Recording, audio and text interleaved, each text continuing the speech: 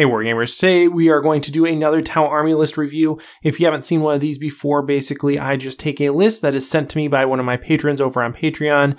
I try to revise it while still maintaining the overall theme of the original list, whether that's something related to strategy or a certain model or a certain type of narrative. I try to keep those things that make that list special and just tweak it to make it a little bit more effective in my perspective. So today we have a viewer law list that was sent to me by someone new to the greater good, new to Xenos in general.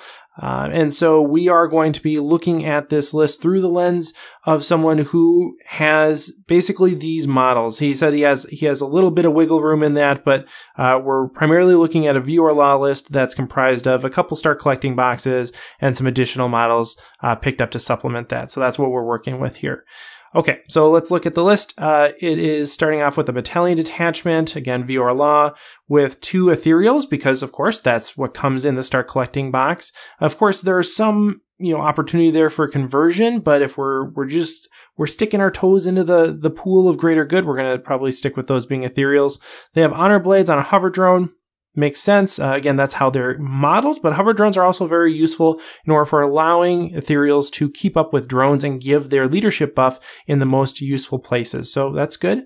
We have a gun drone and a shield drone. You can kind of go either way. Really, for the ethereals, if they are taking the drones, they are primarily having those drones to have those drones go off and do bigger and better things than just protect the ethereal. So, I might go with 2 shield drones here. I might go with no drones here, depending on how the list plays out. Generally, mixing 1 gun and 1 shield drone doesn't give you a whole lot, so I would just assume take 2 shield drones here instead. That 1 gun drone isn't going to make a big difference anywhere.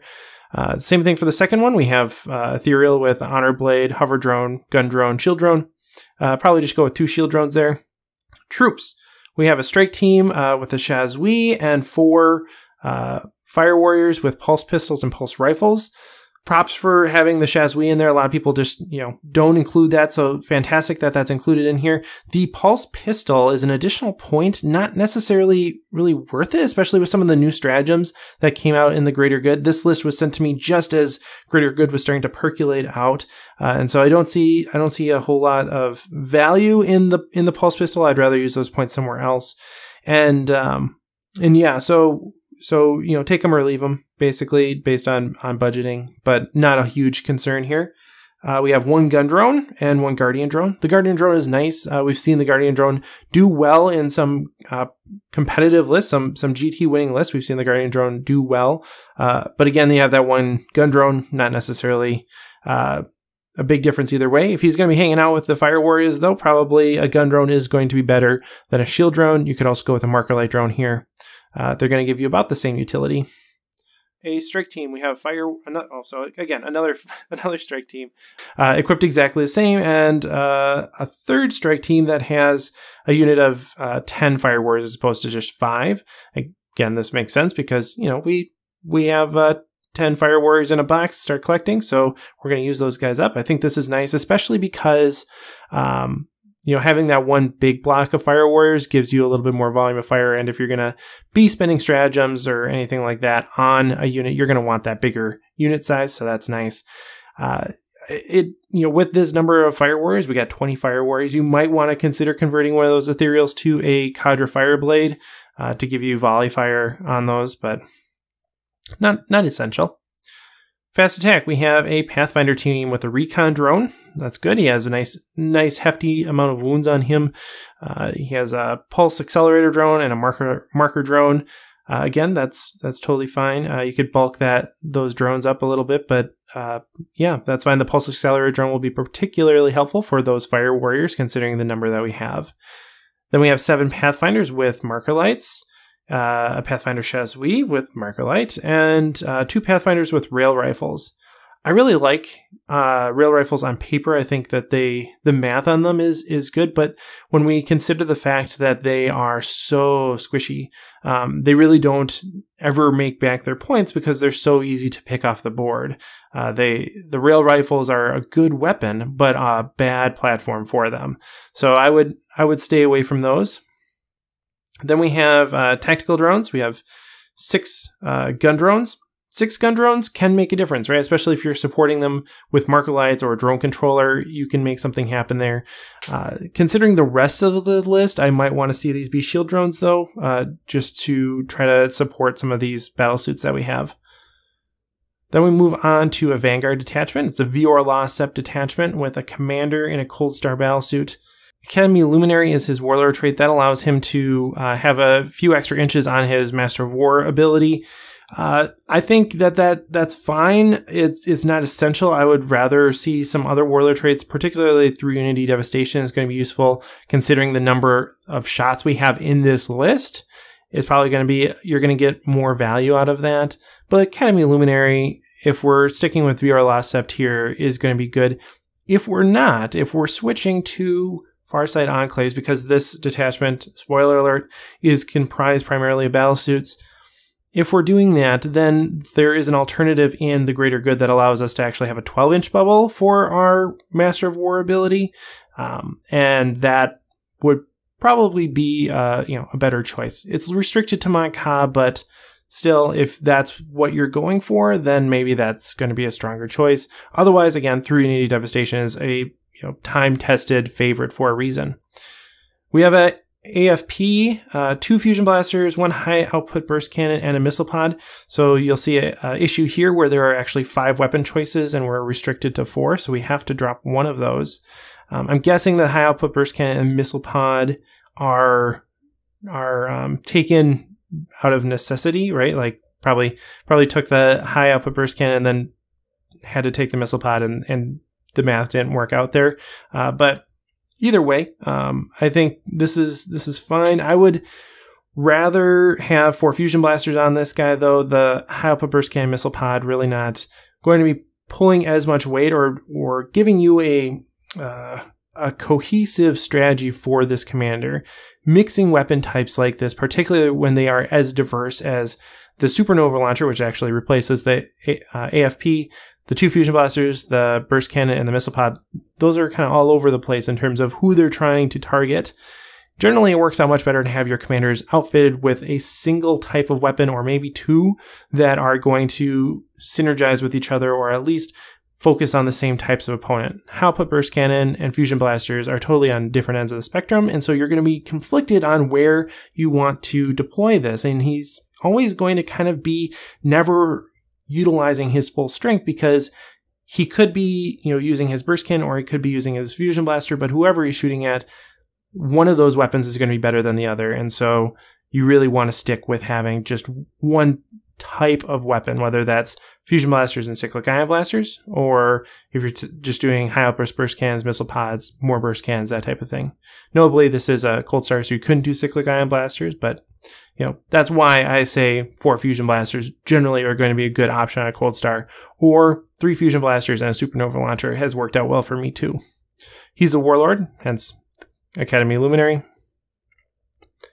For elites, we have a thick unit of stealth suits. They have a homing beacon, which is good because there are crisis suits in this list, and 2 shield drones. Yay, we like shield drones. They are a very effective way of keeping your battle suits on the board. Then we have, 1, 2, 3, 4, 5, 6 stealth suits. 2 of them have fusion blasters. All of them have advanced targeting systems. The advanced targeting system is not really necessary on the ones with fusion blasters. AP-4 is already sufficient. So we don't need to spend the points there. But in general, I would stay away from fusion blasters on stealth suits. It's, you're getting 2 fusion blaster shots here. That's not a huge deal. And in general, you're going to have the burst cannons on them, and that volume of fire is going to be nice. So I would stick with the burst cannons. The advanced targeting system, I do like. It helps differentiate them from your fire warriors in terms of their weapon profile, and in general can give you some nice utility from them other than just being hard to kill because of their -1 to hit. So I would go with that. Marker light is similarly useful if you're lacking marker lights, but not something you necessarily need. For the next unit, we have a unit of 3 crisis suits. They have cyclic ion blasters and 2 fusion blasters. One of them has Iridium battlesuit, and they have 2 shield drones with them. The thing that I would say here is that the shield drones, we probably want more shield drones. We definitely want more shield drones for these guys because they are fairly easy to remove on their own. We need to have them supported with some shield drones. We'll note here that the Iridium suit is on the Chazui and not the Chazray. That's the correct choice in my opinion. Allows you to defer shots without losing your Chazray. So that's good. And then the next unit of crisis suits is exactly the same. Given all the changes that we've seen in the greater good for crisis suits, the benefits that Farsight Enclaves yields for them, I would suggest converting this detachment over to a Farsight Enclaves detachment. It still has a very Viorla feel. It plays very similarly, but the Farsight Enclaves is going to give you certain benefits that you're not going to have in Viorla, namely veteran cadre for your crisis suits. And you can use that in combination with some of the new prototype weapons to really make those crisis suits shine, is the word I'll use. So that might be worth it there. Yes, you do lose the ability to ignore advancing, which is going to hurt your stealth suits, but I think it's going to the pain that your stealth suits feel is going to be minor compared to the joy that you will receive from having a highly effective unit of crisis suits. I also think that means that we want to combine these crisis suits into a single unit, so we can, use that advantage more, and then split these stealth suits into 2 units in order to have multiple, have a little bit more board coverage, but also comply with the requirements of the detachment. So in general, I think this list is a nice list, especially based on the models that are in the Start Collecting box. It's going to struggle with staying on the board, though. It needs more drones in order to do that. It needs more shield drones in particular. There are some gun drones sprinkled about in here, but really, if we're looking for longevity, we want to have those shield drones. So let's take a look at the revision. Again, I'm going to be revising this, trying to keep the main theme intact, but tweaking it to make it a little bit more effective from my own perspective. All right, so here is our revision. We had some points to play with too. We had a little bit more we could put into the list, so I went ahead and did that. This is a 1,500 point list, but we maintain the overall structure. It's still a battalion, still a Vanguard detachment. So yeah, let's jump into it. So for our Viorla battalion, we have a lot of the same units. We have 2 ethereals with hover drones, Honor Blade. For troops, I went ahead and made these breachers. It doesn't really matter. You could go either way. I am a fan of breachers now with some of the new stratagems, so I'd like to, if you can do this, I think it'd be fun. Otherwise, you're going to get a lot of the same utility out of strike teams, given the number here. So, that's fine. Breacher team, strike team could go either way, but if we can, let's do breachers. For 3 units of 5, each of their Shaz, we have a marker light because we're looking for this battalion really to be the source of marker lights for the entire list. And then we have for fast attack, we have 2 5-man units of Pathfinders. I split it up so that we would have 2 units as opposed to 1. It's a lot harder. Well, it's not really hard to kill Pathfinders, but whatever degree of difficulty there is in killing Pathfinders, it's amplified when there are 2 units as opposed to 1, because then you have to partition your shots in order to get the same impact. So this is a way to do that, and it gives you more firing options. They don't all have to be in one place at one time. You can spread them out, get them in cover, get different firing lanes, that sort of thing. I did drop the rail rifles, as I don't think that they generally pull their weight. For the second detachment, again, it's a Vanguard detachment, but I've converted to Farsight Enclaves because it really does seem to be a really impactful way to run crisis suits and even stealth suits today. So let's look at it. We have a commander in a enforcer suit. This is a new addition. This is part of that wiggle room that I thought we had to maybe pick up another commander. So he's our warlord. I gave him 3 unity devastation, although he certainly could take some of the new warlord traits or something else. I don't think that this is a super critical component of the list function. Although 3 unity devastation is going to work well, particularly if you're surrounding this guy with stealth suits, having that volume of fire of the burst cannon is going to play well off of that. Then he has Advanced Targeting System and 3 Cyclic Ion Blasters. That's going to give him a fair amount of punch and versatility, which is something that this list needs. So we're able to do a lot with this commander. He has 2 shield drones, so that we have more shield drones, but also he has his own private protection on turn 1, so we can deploy him a way that, depending on where he is, he will always have shield drones with him no matter what. We don't have to worry about getting drones to him at some other point. Then we have a Cold Star commander with fusion blasters. I also gave him fusion blades. Again, you could opt out of this, but I think it's a fun component of the list, something that is opened up to us because we're Farside Enclaves now. We could use this. There are plenty of other ways that you could use that 1 relic slot, though, if you wanted to. So there's an option there. Then we have a unit of elites. So we have our elite choices.